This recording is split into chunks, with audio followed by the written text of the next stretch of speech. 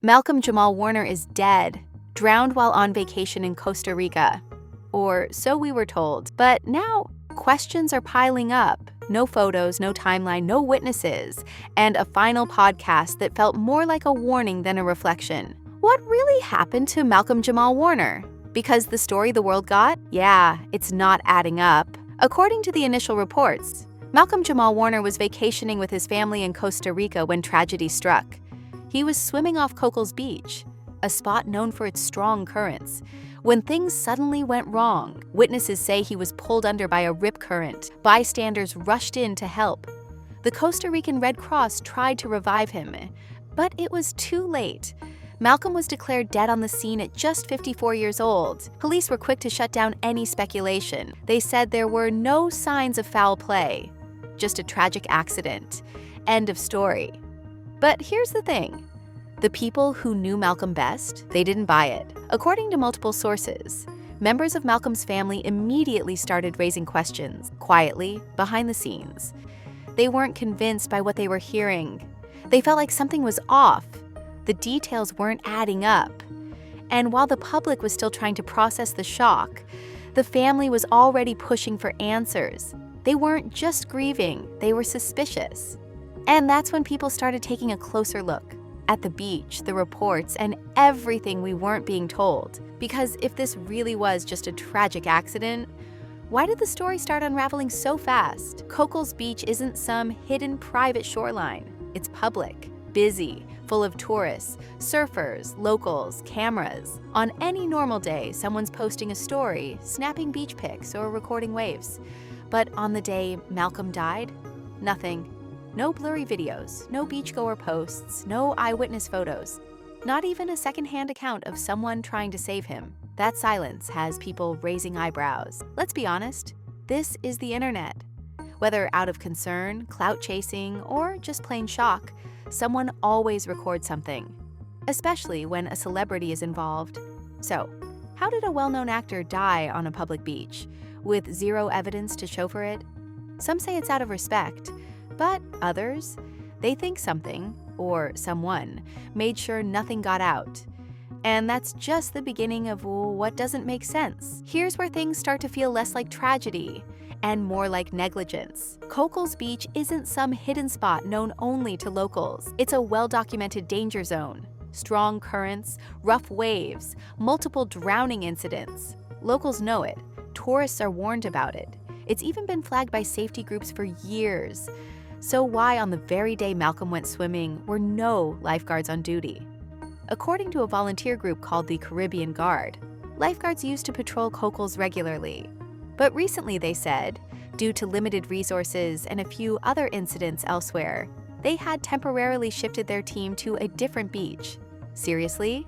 They knew Cocles was dangerous. They admitted it had a history of drownings. But when a high-profile figure just happens to die there, then they decide to redirect patrols back? That's not just tragic. It's suspiciously timed. To make it worse, there were reportedly no warning signs posted that day. No swimming zones, no caution flags, just a deadly beach left wide open, and an actor most known for playing Theo Huxtable, now gone forever. And after the incident, only then did the authorities rush out a press release promising to restore lifeguard services to Cocles and another nearby beach convenient. Absolutely too convenient, because it doesn't take a genius to ask. If they knew the beach was dangerous, if they knew tourists flocked there, then why the hell was no one watching that water? You could call it neglect, but some believe it was something darker. Intentional absence. And when you pair that with what came next, it stops feeling like an accident at all. At first, reports said Malcolm was swimming with his daughter when he was pulled under. Naturally, people were confused. Why would he take an 8-year-old into dangerous waters like that? But just days later, the story changed. Suddenly, officials said he wasn't with his daughter at all. He had left her on shore and went into the water with a friend. That friend made it back. Malcolm didn't. So, which version is true? This wasn't just a minor detail. This was a key part of the story. And the fact that it changed so drastically has fans asking, why did the narrative shift? Was it just early confusion? Or was something being cleaned up behind the scenes?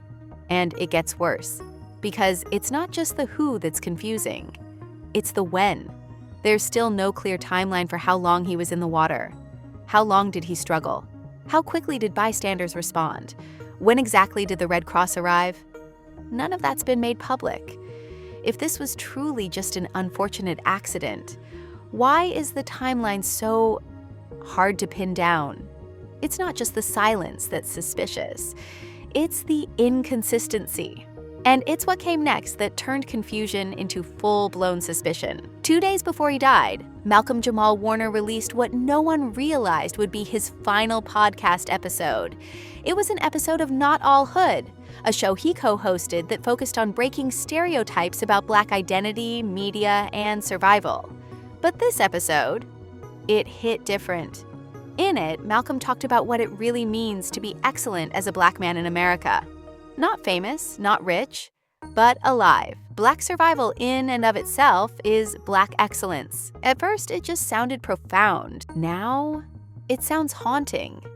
He spoke about being exhausted, about having to be 10 times as good just to be seen as equal, about how the media only shows trauma, pain, and struggle, but rarely the complexity and humanity. And the way he spoke, it felt final. It didn't sound like a man just riffing on culture. It sounded like a man trying to leave something behind. There was a weight to his voice, a kind of calm, heavy tone that fans are now replaying with new ears, not just because he died afterward, but because the episode itself was so focused on survival, on what it means to make it through a system designed to erase you. And here's where it gets chilling. Some fans believe he knew. Not that he predicted his death, but that he sensed something was coming.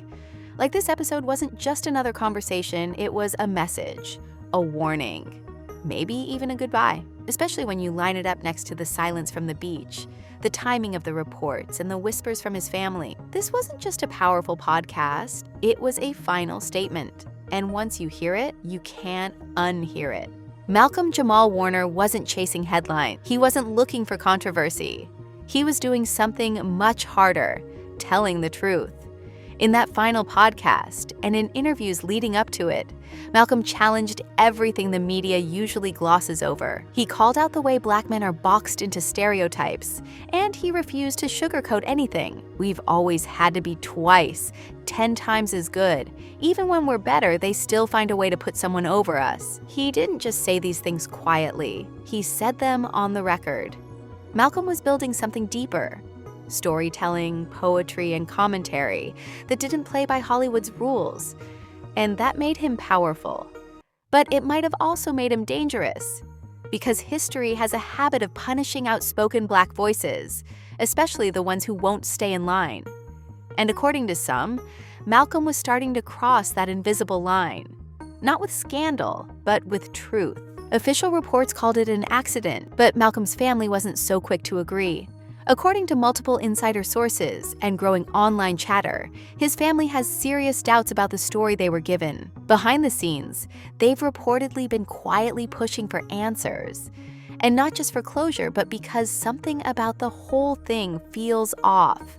They're not saying it publicly. Not yet, but word is, they're considering bringing in a private investigator to retrace Malcolm's final moments in Costa Rica. That alone speaks volumes. Families don't spend that kind of money unless they're convinced they're being lied to. But it gets darker.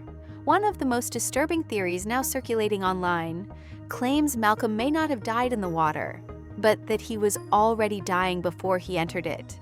You heard that right? Some believe he was injected with a slow-acting toxin, something designed to weaken him gradually, make him collapse, disoriented, exhausted, unable to swim. And then, all it takes is one current to finish the job. Think about it.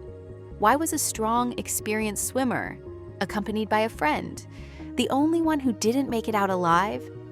Why wasn't there any sign of him calling for help until it was too late? And why is there still no clear autopsy timeline available to the public? Add to that the chilling fact that his 8-year-old daughter was on the beach that day. She watched him go into the water. She watched people scream for help. She watched her father's body pulled from the surf. Now imagine if it wasn't a tragic accident. Imagine if the entire thing was orchestrated, a public execution, disguised as a natural disaster. It sounds wild, but fans have seen too many patterns to dismiss it. And what really adds fuel to the theory is how quickly the official story was wrapped up. No thorough updates, no witness pressers, no public investigation. Just a tight little headline: drowned while on vacation. Move along. But Malcolm's family isn't moving on. And neither are the people watching this unfold. Because if there's even a grain of truth in this theory, then what happened to Malcolm Jamal Warner wasn't just a loss, it was a message. The more people look into Malcolm's death, the more they're saying the same thing. We've seen this before: an influential Black figure, speaking out, building power, and then gone. The shock wears off, the headlines fade, but the questions never stop. This isn't the first time it's happened, and sadly, it might not be the last. Let's rewind. Nipsey Hussle was creating a blueprint for economic empowerment in South Central LA. He was promoting real estate ownership, tech education, gang truce talks, and then suddenly, he was murdered in broad daylight. The official story says it was personal, but his projects, his momentum, it was bigger than personal. Dave Chappelle walked away from $50 million and was branded crazy for refusing to let Hollywood control him. He later asked, why is it always the Black stars who lose their minds? And more importantly, what's happening in Hollywood that's making them snap? He wasn't just being funny. He was warning us. Martin Lawrence, a comedy legend, was found waving a gun in traffic, screaming, "They're trying to kill me." People called him paranoid. The media blamed drugs, but the hospital found no substances in his system. So what made him break? What was he running from? And Angie Stone, just weeks before she died in a bizarre car crash, she posted that her publishing had been stolen and that she was coming for the people who did it. She said, "The truth is coming to light."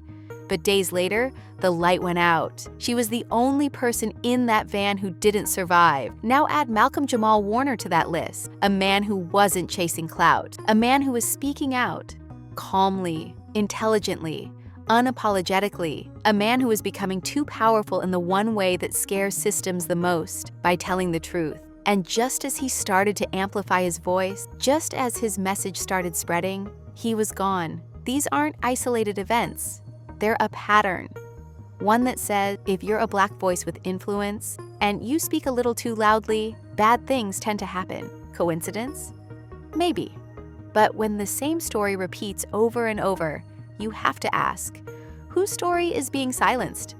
Malcolm Jamal Warner drowned. That's the official story. But no lifeguards, no footage, conflicting reports, a haunting final podcast, and a family that's not staying silent.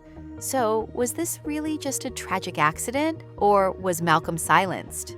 We don't have all the answers, but one thing's clear. This doesn't feel like closure. It feels like a warning. And this story, it's far from over.